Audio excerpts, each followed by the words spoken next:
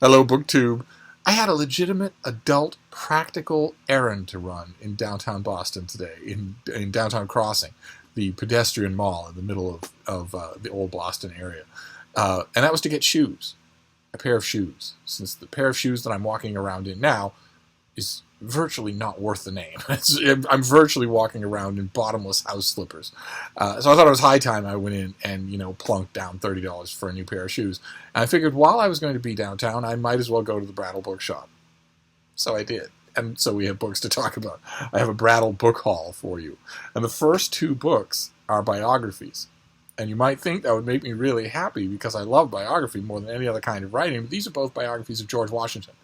And as I've made clear on this channel in the past, biographies of George Washington tend to get on my nerves. He brings out the worst in his biographers, in even trained and objective, practiced biographers, and he always has. 200 years ago, Washington Irving, who we now know for, Rip Van Winkle and The Legend of Sleepy Hollow, but who was in his day a very practiced and very good historian and biographer. But when it came time for him to write his big book about Washington, it's all hagiography. It starts from the assumption that this is the greatest person who's ever trod the earth, and if you can fast forward 2 centuries through all the biographers that he's had. You can fast forward 2 centuries to Ron Chernow, whose 1-volume biography of Alexander Hamilton is rightly revered and is fantastic, but whose big book on George Washington, not so much. And that has happened to a greater or lesser extent with virtually every biographer that he's had. It's with trepidation that I pick up a Washington book. I found 2 at the Brattle today that I got because they were dirt cheap. One I've already read, and I'm going to read again, just because, well, I'll get to it because I love it. The other is an author that I know, but I've never read this book, and that's this. This is from 50 years ago. This is Potomac Squire by Ellsworth Fane, who was a prolific author. She wrote a whole bookcase full of books, including a huge number of novels that are all gone now and will never come back. I'm wondering, so this is from 1963. This is in perfect condition. It's like you just picked it up off the Crocs and Brentano's book table. So I'm wondering if maybe the way the Brattle tends to work is that they will go and buy a whole estate's worth of books, and they end up roughly together in the boxes in the basement, so that when they eventually make their way to the sale book lot, often books will be together. They'll have made the journey all the way together. So I'm wondering if somebody has all of Ellsworth Fane, and so I will see her novels.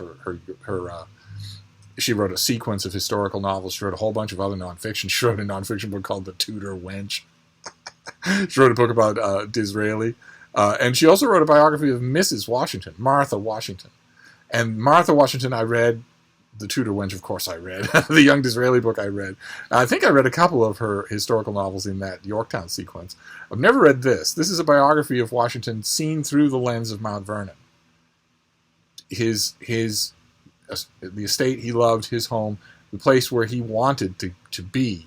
So the myth of the American myth of Washington as a modern-day Cincinnatus, dragged away from his plow and implored by a grateful nation to serve it and lead it in war and in peace, that had its roots at Mount Vernon, an estate that Washington loved and poured his heart and soul into. And this, I get the impression this biography is largely about Washington, the Mount Vernon master, with the digressions into national and politics and into military matters. I don't know. I'll read it and see. I've liked her books, but she strikes me as a perfect example. I mean, in her own day, she is what a previous generation considered a smart cookie. And she was also married to William Bede, who was once upon a time an extremely well-known author and best-selling naturalist, whose books must have pulled in a pretty penny, in addition to her own. It was a writing household. So on the one hand, I would think, well, okay, she's tough to fool, and she's not going to do any hero worship, so this will probably be very good. But on the other hand, 2 things. First, there is no practical reason to write a biography of Martha Washington unless you're going to do hagiography. We don't know enough about the inner woman, and her, to put it bluntly, her role was not important enough to warrant a full freestanding biography unless your intent from the beginning is to praise her as the mother of her country, all in capital letters. So the fact that this author did that makes me leery about this book. And then I was looking at her acknowledgement section, and I got to a part that made me even more leery. That's the second part. To understand George Washington, to believe him, one must come to Mount Vernon. No American child should reach voting age without standing here on the bank of the Potomac, where at one time there dwelt the living symbol of the courage, the convictions, the dogged determination, and the flaming spirit of the infant nation which today, along with its mother country, still embodies those embattled beliefs which it defended at Valley Forge, Guilford Courthouse, and Yorktown. And although I agree that every American should visit Mount Vernon, what's missing from that description? I hate to beat this horse over and over again, but what is missing from that description? Mount Vernon was worked by slaves. It was worked by slaves who were bought and sold and broken by the master of the house and by his overseers.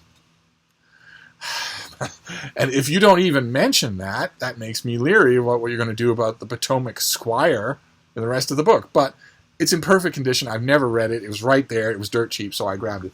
And then the other Washington biography is part of a series.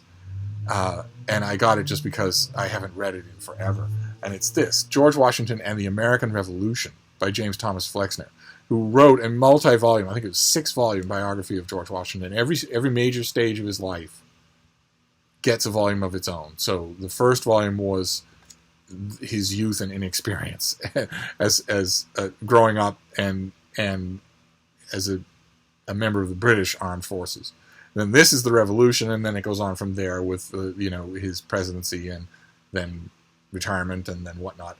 But I have read the whole series. I read the whole Flexner biography of Washington once before, and then, of course, I read and then reread and have often recommended his 1-volume version of this called The Indispensable Man, which, despite the title and despite the hagiography that the title implies, is a really good 1-volume biography of Washington. I often do recommend it. But when I was reading this multi-volume thing the first time, I was thinking, and then when I look back on it in context of The Indispensable Man, it struck me that Flexner is...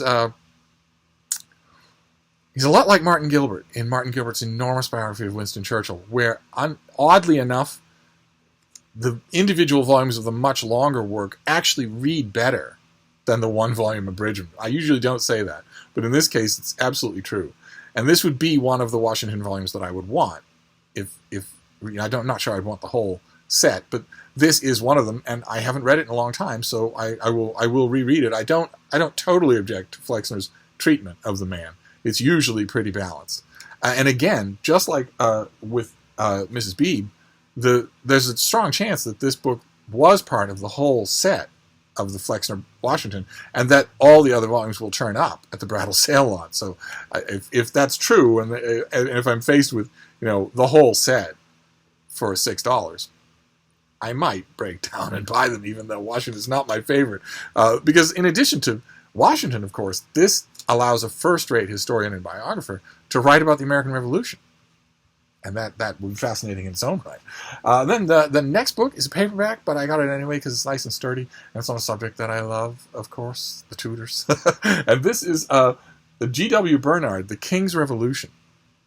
King Henry VIII and the Reformation of the English Church.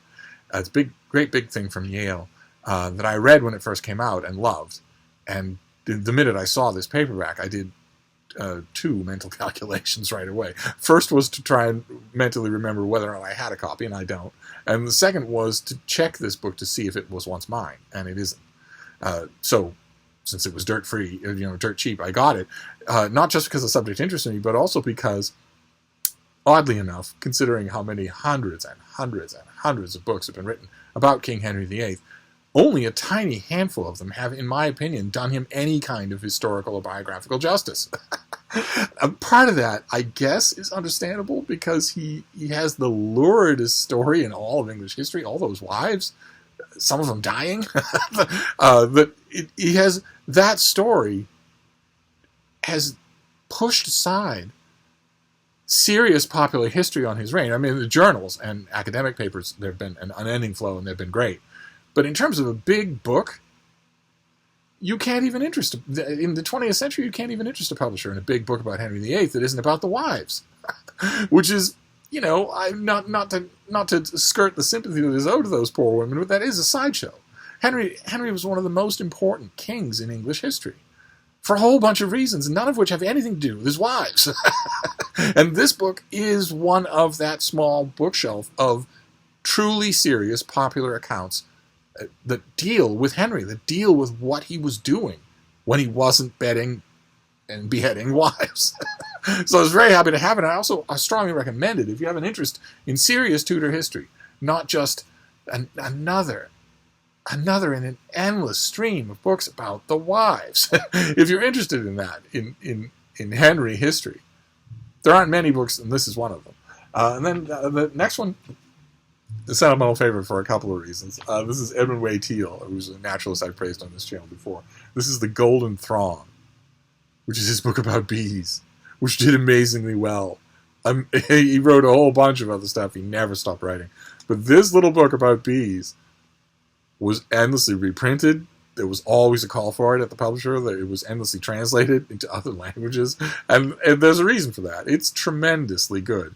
I have a soft spot for the subject because me sainted Ma was deathly afraid of bees, but not in the usual way that you would think of someone being deathly afraid of something. Because, of course, she and her peers and contemporaries held down a whole country while their men went out to fight the Nazis. So she wasn't actually afraid of bees. She just didn't like them and made a sort of quasi-serious, very somber fetish out of not liking them, out of being afraid of them. She kept a little book in her pocketbook all the time that was designed so that she could quickly roll it up and swat at a bee. She referred to it as her bee book. She never read it. She never read anything. I'm saving my eyes. But she kept a bee book with her at all times. And in later years, in the last 10 years of her life, I used to make a joke out of sending her every single new book on bees that came out. So you would go to her little assisted living, beautiful little rooms there, and on her coffee table there would be books displayed, and they were all about bees. She's like, "What are you, wise? Are you a wise guy?" But not only, I didn't just do it because I love Edward Way Teale and because it brought a smile to my face to still read books about bees, thanks to me sainted Ma, but also because the book itself is so wonderful. I just opened it at random to a page when I was coming back here, and to chapter 8, which is called The Hour of the Swarm, that starts out, "During the days of late spring, when the liquid gold of the honey flow reaches the hive in an endless stream, a new type of wax creation appears amid the treasure vaults and brood combs of the insect city. It is a pendant cell about the shape and size of a peanut. Usually it is attached to the side or bottom of the regular comb. In years of plenty, as many as a dozen such cells may be found in a single hive. They are the royal cradles within which are maturing the virgin queens." Isn't that awesome? That's an author who's not taking his subject for granted. He wants to entertain you in addition to instructing you. So I had to get it. And then the last book, is one I've had before. Again, I had to check to make sure it wasn't my copy. I checked also mentally to make sure that I didn't have a copy. I don't, so now I do. And it's a biography of King Edward. My King Edward, the one I love. This is King Edward VII. By Giles St. Auden. And it's the cover is him as a callow, whey-faced youth. For some reason, I have no idea why that's on the cover instead of on the back cover. And the back cover, no falderall, no blurbs, no summary, no nothing, just the king in all his magnificence when he came to the throne. And I have many Edward biographies. I love the Edwardian era, and I especially love the man who gave it his name. So I don't technically need another biography, but what I love about this is the way it's written. that's the goal here. And although, in addition to beautiful writing, I mean, Giles St. Aubin knew perfectly well when he started this book, when he got the idea for it, that he was far from the first person to write about Edward VII. As he puts it himself, the king had been well served with biographers, but he had the kind of coup that comes to a biographer only once in a career. A vast tranche of letters that had survived the purge of Edward's personal letters that he ordered his assistants to do, from a man directly close to him. His private secretary, Francis Knollys, kept a vast amount of letters, and Giles St. Aubin got exclusive access to them, which is, if that happens to you, you got to write a book. He was in a perfect position to do so, so he did. But he makes great use of those letters, don't get me wrong. I mean, Knollys was in a perfect position to know the king. And so they shed real insight. But mainly, it's the joy of the writing here. St. Aubin takes all of the usual stuff, the contours of Edward's life and reign, and tells them so wonderfully that when I look at my Edward biographies, I've got the official biography, I've got a whole bunch of unofficial biographies, a whole bunch of crappy ones that I don't have about him as a womanizer. Again, same thing as with Henry, where this is a person who was related to almost every monarch in Europe. This is a person who had personal, friendly relations with heads of state all over the world, and at a time when the English monarch could still use that to affect the country's policy. And you're writing about mistresses. So there are a lot of Edward books I don't have. There are a lot of ones I do, but even so, over the years, when I've wanted to reread about a certain thing, I would often reach for this one. So I have no idea why I didn't have a copy. Now I do. I opened it, again, at random on the way back here, to a passage about the king's dog. I thought I would read it to you, since you're a captive audience. Of all the king's companions, none was more faithful than Caesar, his long-haired, white-coated terrier. It is true that he was neither aristocratic nor, strictly speaking, handsome, but he had what the French call the spirit of the devil, and made up for a lack of looks by engaging ways. He was mischievous, cheerful, and deeply attached to the king, who would often ask him, "Do you like your old master?" At night he slept curled up in an armchair beside the king's bed, and every morning Wellard, the second footman, washed and combed him. Caesar might be seen wherever His Majesty went, trotting behind him down a Paris street or strolling along a beach. On his collar was engraved a legend, "I am Caesar, the king's dog." And there was something about his jaunty air which seemed to suggest he had read the inscription. When the king traveled by road, Caesar would generally sit in the back seat. Once, when His Majesty was taking coffee in the garden of a cafe, Stamper, his assistant, heard terrible screams and rushed to see what was happening. He found the king shouting, "Caesar, come here, you bad dog." But the terrier was too intent upon chasing a white peacock to answer his master's summons. In the end, Stamper managed to catch him and bring him back, and he was sentenced to solitary confinement in the car.